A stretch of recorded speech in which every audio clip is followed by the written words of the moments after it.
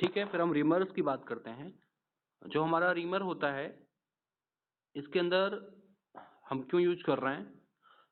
तो सबसे जरूरी बात ये आ जाती है कि जब कोई होल हम ड्रिल करते हैं किसी, चाहे वो आप ट्विस्ट ड्रिल से करें, चाहे उसको आप कोर ड्रिल से करें, तो कई बार क्या होता है कि वो उनकी फिनिशिंग और उनकी एक्यूरेसी को लेके कई बार सवाल उठ जाते हैं, मसले आ जाते हैं। तो इन मसलों को दूर करने के लिए हम रीमर्स का उपयोग करते हैं। रीमर्स हमारे हाई कार्बन स्टील या हाई स्पीड स्टील के बनाए जाते हैं। इनकी बॉडी पर अनेक स्ट्रेट या स्पाइरल फ्लूइड्स बने होते हैं। ठीक है, रीमर्स जो है हमारे हाथ द्वारा या मशीन की सहायता से, जो रीमिंग मशीन है उनकी सहायता से प्रयोग किया जाता है। यहाँ देखिए, पहला जो हमारा हैंड रिमर है, इसमें स्ट्रेट फ्लूइड्स बने हुए हैं। इसमें फ्लूइड्स हैं स्ट्रेट और लैंड है उनके बीच में, सैंक है, नेक है। ठीक है, और जो आपकी मशीनिंग रिमर्स हैं, इसको भी दिखाया गया है सेकंड में। तो जो आपको पैरेलल या टेपर्ड ये बॉडी के बनाए जाते हैं। टेपर्ड रिमर जो होते हैं वो टैप्ड होल्स की आंतरिक सतह, इंटरनल सरफेसेस को फिनिश करने के काम में आते हैं। इनका शंख पैरेलल व जो हेड होता है वो स्क्वायर होता है, वर्गाकार होता है। इन स्क्वायर हेड को रिंच, रिंच की स्पेलिंग यहाँ ध्यान रखने वाली है। रिंच जो हम लोग कहते हैं वो WRENCH होती है, RINCH कोई नहीं लिखेगा। रिंच जो होता है उसकी स्पेलिंग होती है WRENCH। ठीक है, जो हमारा स्क्वायर हेड है उसको रिंच या किसी अन्य होल्डिंग डिवाइस की सहायता से पकड़ा जाता है, तथा रीमर के ब्लंट होने पर उसे एज को तेज करने के लिए, ऑब्वियस सी बात, उसकी एज जो कटिंग एज है वही ब्लंट होंगे, तो उनको तेज करने के लिए, उनको शार्प करने के लिए उसकी जो फ्लूइड को ग्राइंड किया जाता है। फ्लूइड को ग्राइंड करने से क्या फायदा होता है कि जिसके एजेज हैं वो तेज हो जाते हैं। ठीक है, लैंड के जो अपर सरफेस को कभी भी हम ग्राइंडिंग नहीं करनी चाहिए, वरना रीमर के जो हमारा रीमर है वो अंडर साइज हो जाएगा।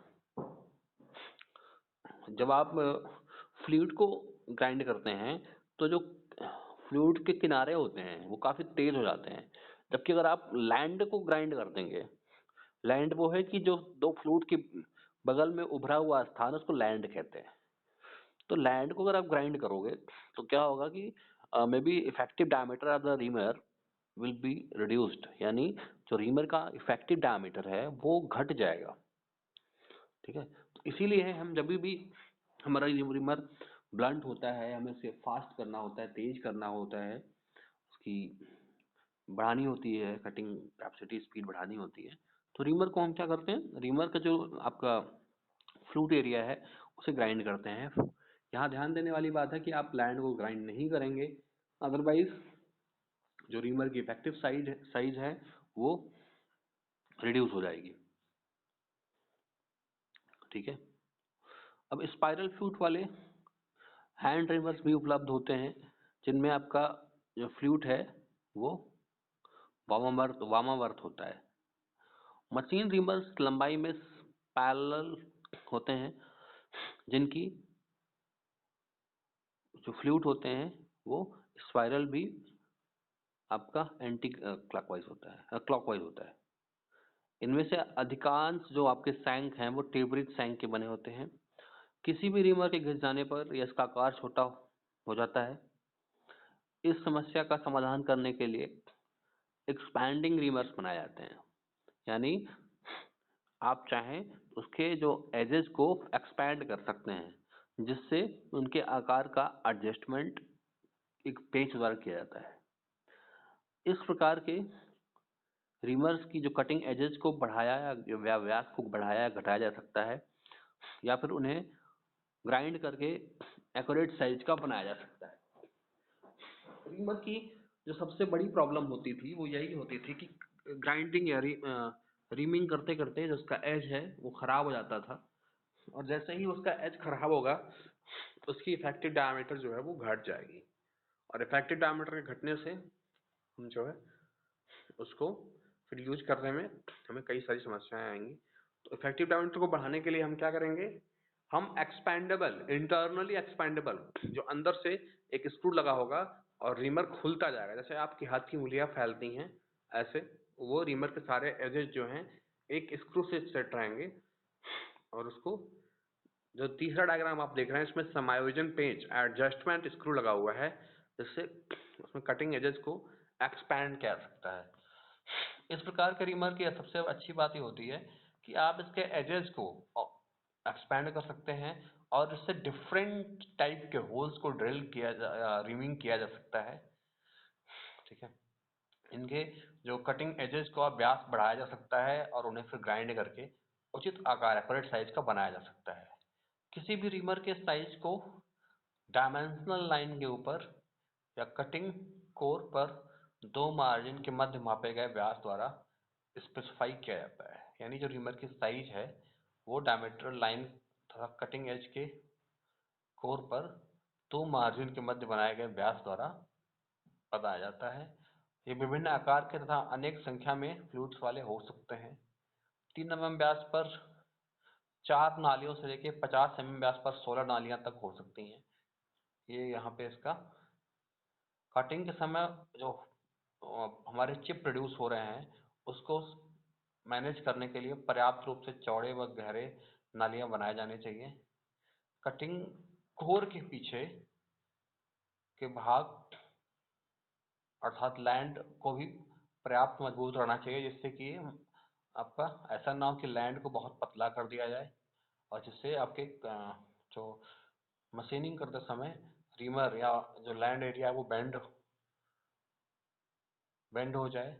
एंड कुछ जो स्पेशल टाइप के रीमर्स हैं इनको आप यहाँ देख सकते हैं। पहला हमारा स्ट्रेट फ्लूटेड रीमर है, सीधी नालियों वाले रीमर्स, हेलिकल और स्पाइरल फ्लूट रीमर्स, एक्सपैंडिंग रीमर्स, ऐसे रीमर्स जो जिनके एजेस को आप एक्सपैंड कर सकते हो, कार्बाइड रीमर्स यानी जो रीमर के एजेस कार्बाइड्स के बने हुए हैं, floating reamers, structural reamers, die maker reamers और सेल रीमर्स।